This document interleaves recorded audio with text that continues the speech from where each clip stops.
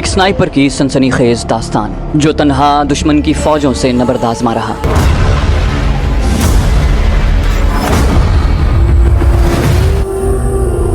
आपके लिए पेश खिदमत है। कहानी की तरफ जाने से पहले आप सबसे गुजारिश है कि अगर अभी तक आपने हमारे चैनल को सब्सक्राइब नहीं किया तो इसे सब्सक्राइब कीजिए और वीडियो पसंद आने की सूरत में इसे लाइक और शेयर करना मत भूलिए और कमेंट करके हमें बताइए कि आपको हमारी वीडियोस कैसी लगी। आइए कहानी की तरफ चलते हैं। 2 दिन के बाद मैं अपने हेडक्वार्टर में पहुंच गया था। वहां जाकर एक मर्तबा फिर उस्ताद सादिक का गम ताज़ा हो गया। मिशन पूरा करने की खुशी से उस्ताद सादिक के बिछड़ने का नुकसान ज्यादा महसूस हो रहा था, मगर मेरे सीनियर्स मुतमईन थे क्योंकि शहादत की मौत एक बहुत बड़ा एहसास है। एक दिन हेडक्वार्टर में गुजार कर मैंने छुट्टी ली और घर को सिधारा। मेरा ताल्लुक तिलागंग के एक मजाफाती गाँव से है। फौज में भर्ती होने के साथ मैंने शादी कर ली थी, लेकिन हनूज औलाद की नेमत से महरूम था। माहीन मेरी दूर पार की रिश्तेदार थी। ये अलग बात के शादी से पहले हमने एक दूसरे को देखा भी नहीं था, लेकिन शादी के बाद हमारे दरमियान ऐसी मोहब्बत पैदा हो गई थी गोया हम दोनों पैदा ही एक दूसरे के लिए हुए हैं। अम्मी जान मेरे बचपन ही में वफात पा गई थी। उनके इंतकाल के बाद अब्बू जान ने दूसरी शादी नहीं की थी। गांव में थोड़ी बहुत जमीन थी, बस वही काश्त करके वो मेरा और अपना पेट पालते थे। FSC करने के बाद अब्बू जान का इरादा था कि मैं मजीद तालीम हासिल करूं, मगर मैंने वालिद साहब पर मजीद बोझ बनना गवारा न किया और पाक आर्मी में भर्ती हो गया। दौरान ट्रेनिंग ही मेरी निशानेबाजी की सलाहियत खुलकर सामने आ गई थी।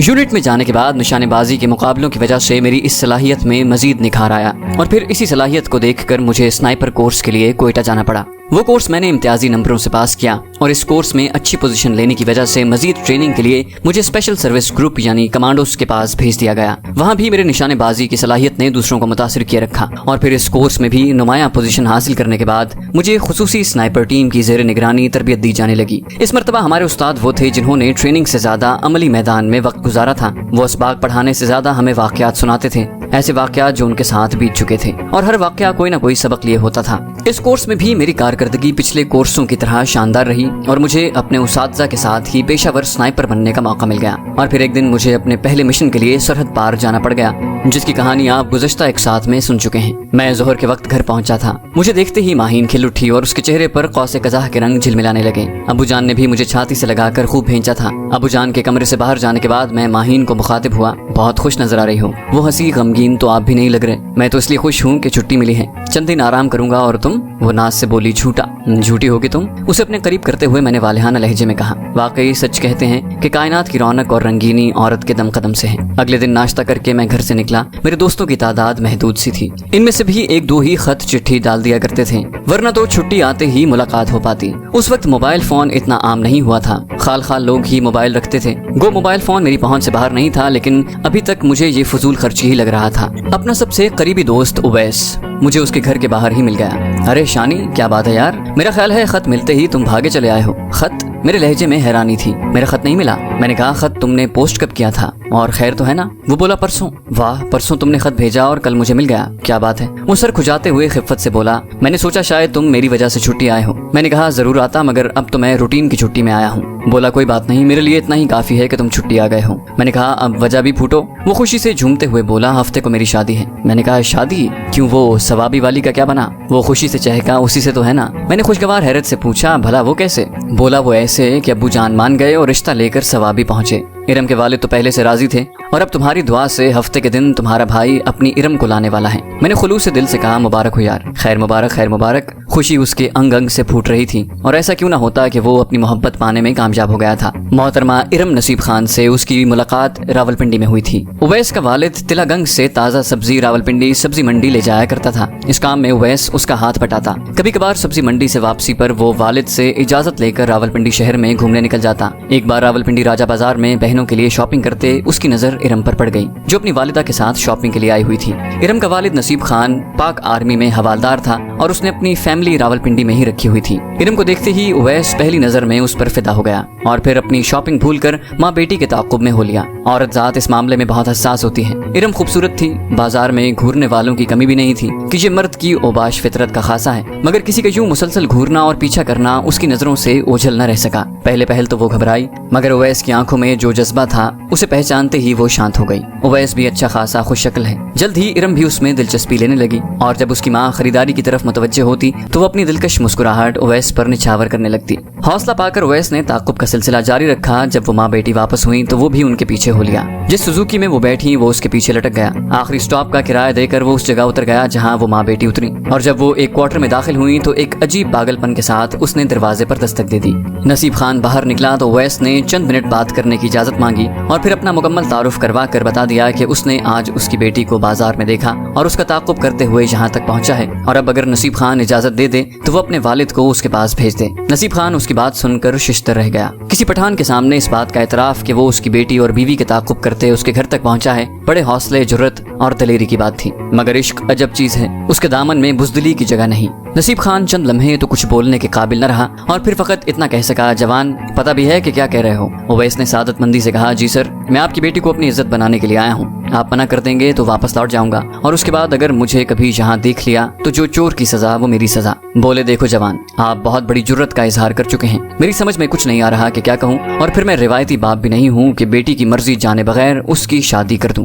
बोला, आप पूछ लें बेटी से, यकीनन वो मेरे ताक़ुब से बेखबर नहीं होगी। और नसीब खान ने भी उसे शिश्तर कर दिया। उसने भी उसी वक्त बेटी को बैठक में बुला लिया और पश्तो की बजाय उर्दू में उससे पूछा कि आया वो ओवैस को जानती है। उसने नफी में सर हिलाने पर इत्तेफाक किया। इसने आज तुम्हें बाजार में देखा है और अब अपने वालिद साहब को यहाँ लाना चाहता है। क्या मैं इसे वालिद को बुलाने की इजाजत दे दूं? इस मर्तबा इरम का चेहरा शर्म से गुलनार हो गया था। मुंह से कुछ कहे बिना उसने सर को झुका लिया। ठीक है बेटी, जाओ। बेटी को वापस भेजकर वो ओवैस को मुखातिब हुआ, जवान, आपका ये फेल अजीब लगता है मगर मुझे अच्छा लगा। आपने आजकल का बेहुदा तरीकाकार अपनाने की बजाय सादा और सच्चा तरीका अपनाया, और ये इस बात का मजहर है कि आपके मन में कोई खोट या मैल नहीं है। आप मेरी बेटी को भी वरगलाने की कोशिश कर सकते थे मगर आपने ऐसा न किया। जाओ, अब अपने वालिद को राजी करने की कोशिश करो। मेरी तरफ से हाँ है। ओवैस खुशी से फूला न समाते हुए वापस आ गया। घर आकर उसने वालिद से बात की मगर वो उसकी शादी कहीं और करने का सोचे हुए थे। उसने खुला इनकार कर दिया। 2-3 दिन बाद ओवैस ने रावलपिंडी जाकर नसीब खान को सारी बात बता दी और ये भी कहा कि वो इरम के अलावा कहीं शादी नहीं करेगा। अगर नसीब खान उस पर थोड़ी और मेहरबानी करे और उसे चंद माह की मोहलत दे दे ताकि वो अपने वालिदैन को राजी कर सके। नसीब खान ने इस मर्तबा भी बड़ेपन का मुजाहिरा करते हुए उसे साल भर की मोहलत दी थी और उसके साथ अपने आबाई घर का पता भी उसके हवाले कर दिया कि उसकी सर्विस के फकत 6 माह बकाया थे। ओवैस उसका शुक्रिया अदा करता हुआ वापस आ गया और उसके बाद वो मुसलसल इस कोशिश में मसरूफ रहा कि अपने वालिद को राजी कर सके। वो सादतमंद बेटा था, बाप की इजाजत के बगैर शादी नहीं करना चाहता था। वालिद कब तक जवान बेटी की ख्वाहिश को टालता। आखिर 11 माह ओवैस की मुसलसल मिन्नत समाजत ने उसे राजी होने पर मजबूर कर दिया। इस दौरान ओवैस ने नसीब खान से राब्ता मुनक़ता नहीं किया था। वो बाकायदगी से महीने 15 दिन के बाद नसीब खान से मुलाकात के लिए उसके गाँव जाता रहा। नसीब खान का ताल्लुक सवाबी के मशहूर गाँव शेवा से था और जब वो रिटायर होकर अपने गाँव चला गया तो वहाँ भी उसका आना जाना लगा रहा और अब वो मुझे कामयाबी की नवीद सुना रहा था। मुझे भी ये सुनकर बहुत अच्छा लगा था कि उसकी राह की सारी रुकावटें दूर हो चुकी हैं। हफ्ते की सुबह सवेरे सवेरे ही हमारा काफिला शेवा गांव की तरफ रवाना हुआ। 5 बड़ी बसों के अलावा 2 वैगनें और 4 कारें भी थीं। 3 बसों में औरतें सवार थीं। नौजवान लड़के बसों की छतों पर बैठे बैठे ढोल की थाप और शहनाई की सुरीली आवाज पर थिरक रहे थे। लड़कियों की बसों में भी ढोलक की आवाज के साथ नौजवान लड़कियों की तालियों की आवाज एक तसलसल के साथ सुनाई दे रही थी। कुछ सुरीली और कुछ बेसुरी आवाजें भी गीतों की शक्ल में बुलंद हो रही थीं। ओवैस के तमाम दोस्त एक ही वैगन में बैठे थे। सवाबी शहर से गुजरते हुए हम 8:30 बजे के करीब शेवा पहुंच गए थे। शेवा सवाबी से करीबन 20-22 किलोमीटर दूर है और काफी बड़ा गांव है, बल्कि उसे शहर कहना ही मुनासिब होगा। पठानों ने रिवायती मेहमान नवाजी का मुजाहरा करते हुए बारात के लिए बहुत अच्छा इंतजाम किया हुआ था। सबसे पहले मेहमानों की तवाज़ो मौसम की मुनासिबत से ठंडे मशरूबात से की गई और उसके बाद निकाह पढ़ाया गया। निकाह के इख्तिताम पर खाने का बंदोबस्त किया गया। पुरतकल्लुफ खाने के बाद रुखसती होना थी, मगर इससे पहले दुल्हन वालों ने एक छोटी सी शर्त रख दी कि रुखसती उस वक्त होगी जब दुल्हा या उसके दोस्तों में से कोई फायर के जरिए मतलूबा हदफ को निशाना बनाएगा। ओवैस के दोस्तों ने बड़ी खुशी से ये शर्त कबूल की और मैदान में उतर आए। गाँव के नजदीक ही एक छोटी सी पहाड़ी मौजूद थी। दुल्हन वाले बारात को लेकर पहुंच गए। गो नसीब खान जवान लड़कों को मना करता रहा कि ये तरीका पठानों में राइज है, पंजाब में इसका कोई तसव्वुर नहीं, मगर जवान उसकी कहां सुनने वाले थे। सबसे ज्यादा पुरजोश उसका सगा भतीजा था जो ओवैस ही का हम उम्र था। लगता था इरम की शादी से उसे कोई खास तकलीफ पहुंची थी और अब उसका कुछ न कुछ तदारुक वो बारात की बेइज्जती करके चुकाना चाहता था। पहाड़ी की बुनियाद में आसपास की जमीन से थोड़ी उभरी हुई जगह पर 1 मुरब्बा फुट का एक शीशा लगाया गया और करीबन 300 मीटर दूर से उसे निशाना बनाना था। इस शीशे को हिट करने के लिए आप लोगों के पास 10 गोलियां हैं। रहमत खान ने फकरिया अंदाज में एक क्लैशनकोफ दुल्हा की तरफ बढ़ाई आप खुद फायर करना चाहें या आपका कोई दोस्त अपनी महारत का सबूत देना चाहे, ये आप पर मुनहसर है। लेकिन अगर 10 गोलियों में निशाना न बना सके तो फिर दुल्हन लेने के लिए आपको कल आना पड़ेगा, और ये हमारी रिवायत है। नहीं, ये रिवायत हमारे पंजाबी भाइयों पर लागू नहीं होती। नसीब खान ने जल्दी से अपने भतीजे की तरदीद की। चाचा जान, रिवायत तो रिवायत होती है, और लड़के वालों के लिए लड़की के खानदान की रिवायात का पास करना जरूरी होता है। उवैस का वालिद जल्दी से बोला, हाँ, मगर कोई ऐसी रिवायत हो जिस पर अमल भी किया जा सके। हमारे जवान हथियारों से जरा दूर ही रहते हैं, हालांकि हथियार मर्द का जेवर है। यकीन मानो, अगर मैं अपने गांव की कोई लड़की बुला लूं तो 10 गोलियों में तो वो भी इस शीशे को निशाना बना लेगी। नसीब खान ने अपने भतीजे को डांटा। रहमत खान, गलत बात, मेहमानों से ऐसे बात नहीं करते। चाचा जान, मर्दों से मर्दानगी की तवक्को ही की जा सकती है। रहमत खान ने नसीब खान की बात को दरखोर एतना नहीं समझा था। उवैस ने बेबसी से दाएं बाएं देखा। मैं जानता था कि वो फायर की अबजद से भी वाकिफ नहीं है। हमारे बाकी दोस्त भी इस मामले में कोरे थे, लेकिन रहमत खान की बात ऐसी नहीं थी कि हमें गुस्सा न आता। उवैस ने सर झटकते हुए क्लैशनकोफ पकड़ी, निशाना लगाने की जगह की तरफ बढ़ा। 1 मिनट उवैस। मैं उसे रुकने का इशारा करके रहमत खान की तरफ मुतवज्जे हुआ। रहमत खान, क्या अच्छी निशानाबाजी का मुजाहरा ही मर्दानगी की इलामत है? उसने इस्तेहज़ाई अंदाज में कहा, हाँ, हमारे यहाँ है तो। मैंने पूछा, मतलब जो आपसे अच्छा निशानाबाज होगा वो आपसे बेहतर मर्द होगा? बोला, बेशक, मगर आप लोगों में यकीनन कोई ऐसा नहीं है जो मुझसे अच्छा तो क्या सिर्फ मर्द होने का सबूत ही दे दे। उसकी बात पर हमें तो क्या, नसीब खान को भी गुस्सा आ गया था।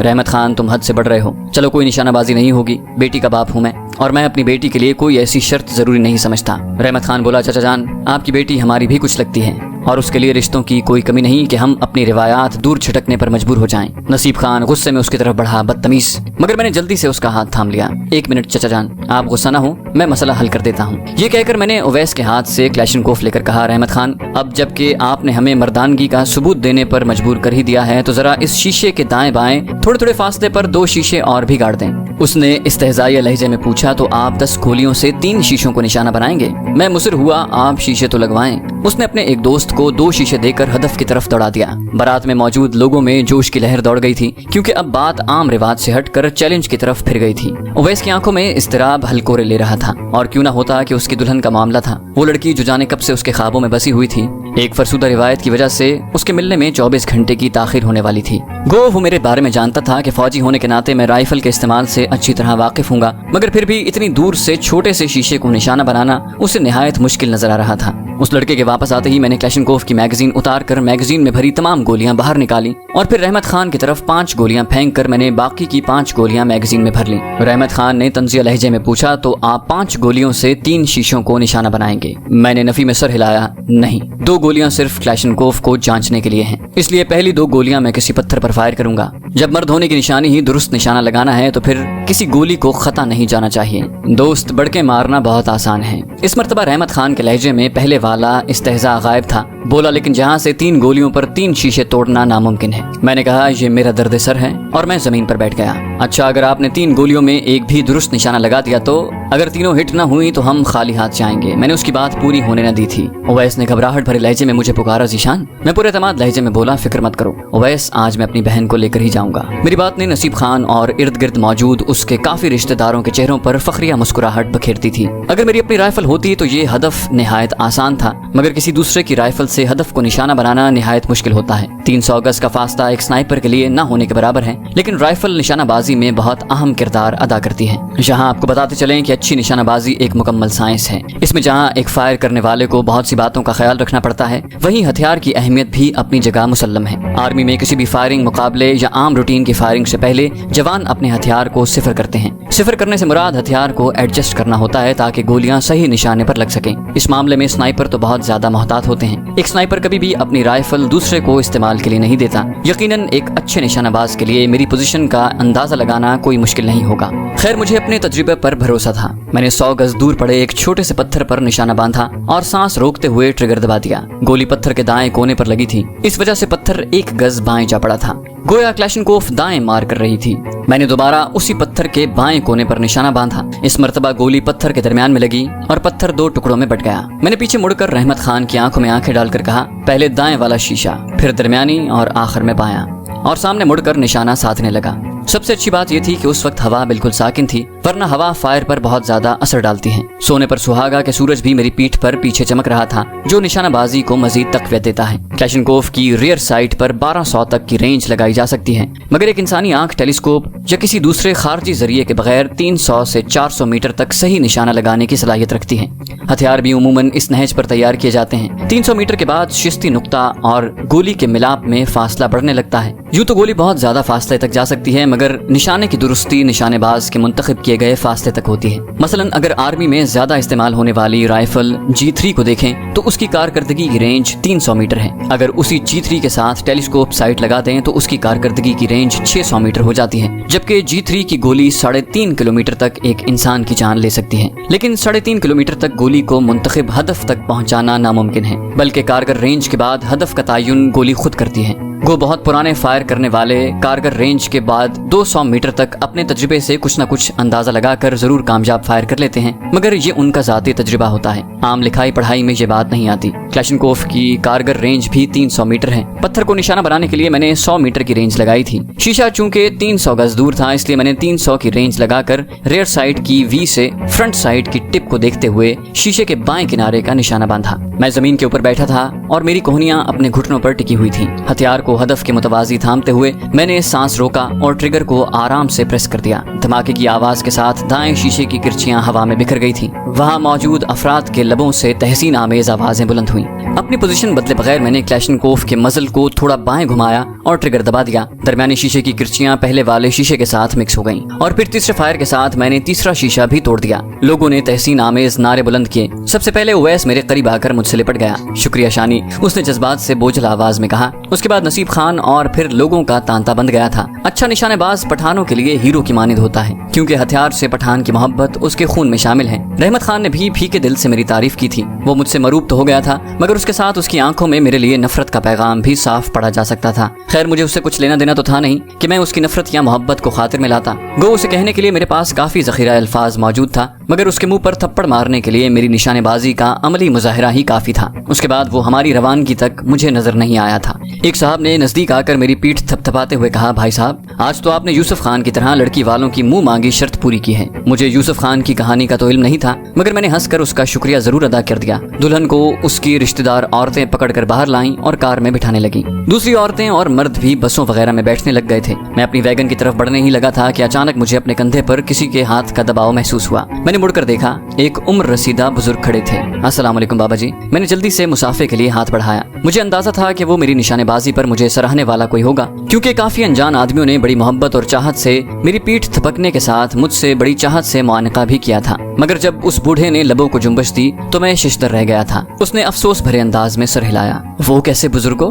मेरे लहजे में हैरानी के साथ तंज की भी आमेजिश थी। वो मुदब्बिराना लहजे में गोया हुआ, बेटा, जिसे आप अपने तई कारनामा समझ रहे हो, वो मेरे नजदीक एक नो आमोज के दरमियाने दर्जे की कार्रवाई है। आम लोगों का सराहना अपनी जगह, मगर आप ईमानदारी से बताएं, जब पत्थर पर पहली गोली चलाने के साथ आपको ये पता चल गया था कि गोली किस तरफ को जा रही है, तो दूसरी गोली चलाने का फायदा? ये सरासर इस बात को जाहिर कर रहा है कि आप में खुद एतमादी की कमी है। हवा भी साकिन थी, रोशनी आपके मुवाफिक, फिर दूसरी गोली क्यों जाया की? स्नाइपर के लिए एक गोली की कितनी अहमियत होती है, क्या ये बताने की जरूरत है? फिर आपने पहले शीशे के दरमियान में गोली हिट की, दूसरे शीशे पर ये गोली दाएं किनारे पर लगी और तीसरे शीशे पर ये गोली बाएं किनारे पर लगी। मैं खुद करीब जाकर देख कर आया हूँ। ये कौन सी स्नाइपिंग है? सरासर अनाड़ीपन है। और पहली गोली के बाद हर दफा नया निशाना लेते हुए आपने 10 से 15 सेकंड जाया किए। अगला निशाना 1 से 2 सेकंड के अंदर लेना चाहिए था, जबकि स्नाइपर राइफल के बरक्स आपके हाथ में क्लैशनकोफ थी, जो कि ऑटोमेटिक हथियार है। उस बूढ़े की बातों ने मुझे एकदम एहसास दिला दिया कि मैं किसी अहले फन के साथ खड़ा हूँ। इसका मुशाहिदा गजब का था। यकीनन एक ही राइफल से फायर करने वाले अच्छे फायरर की गोलियां एक ही जगह पर लगनी चाहिए,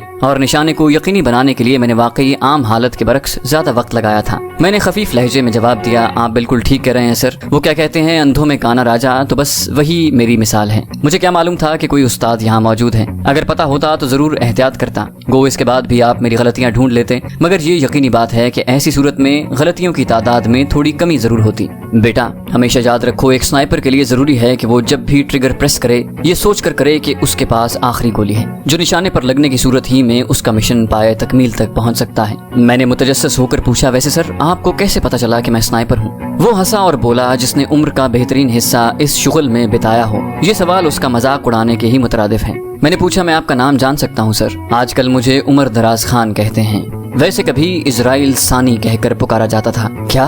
मैंने बेसाख्ता उसके हाथ थाम कर चूम लिए। वो मेरे उस्तादों के उस्तादों का भी उस्ताद था। उस वक्त पाक आर्मी में स्नाइपिंग के लिए G3 पर टेलीस्कोप साइट लगाकर इस्तेमाल किया जाता था। वो G3 राइफल से 600 मीटर तक भी एक आदमी की ऐन दोनों आंखों के दरमियान गोली मारने की सलाहियत रखता था। आज की जदीद स्नाइपर राइफल से एक 9 आमोज भी 600 मीटर पर हदफ को आसानी से निशाना बना सकता है, मगर G3 राइफल से 600 के फासले पर किसी आदमी को निशाना बनाना बहुत बड़ा कमाल था। कुजा ये कि उसके सर में गोली मारी जाए। 200 और 300 मीटर के फासले से वो टारगेट पर कोई भी नाम लिख लेता था। इसकी कहानियां आज तक स्नाइपर्स में ज़बान ज़द-ए-आम थीं। वो कभी अपने मिशन को अधूरा छोड़कर नहीं लौटा था। उस्ताद हमें बताते थे कि वो उड़ती हुई मक्खी को भी निशाना बना सकता था। वो हमारे लिए हीरो का दर्जा रखता था। रिटायर्ड होने के बाद वो बज़ाहिर गुमनाम हो गया था, मगर उसके शागिर्द और फिर शागिर्दों के शागिर्द आज तक उसके कारनामों और उसके नाम को जिंदा रखे हुए थे। आप मुझे जानते हैं। उसके होंठों पर मध्यम सी मुस्कुराहट उभरी, जिसमें गुरूर की बजाय इनकिसारी छुपी हुई थी। मैंने फर्ते अकीदत से कहा, आप मेरे हीरो हैं सर,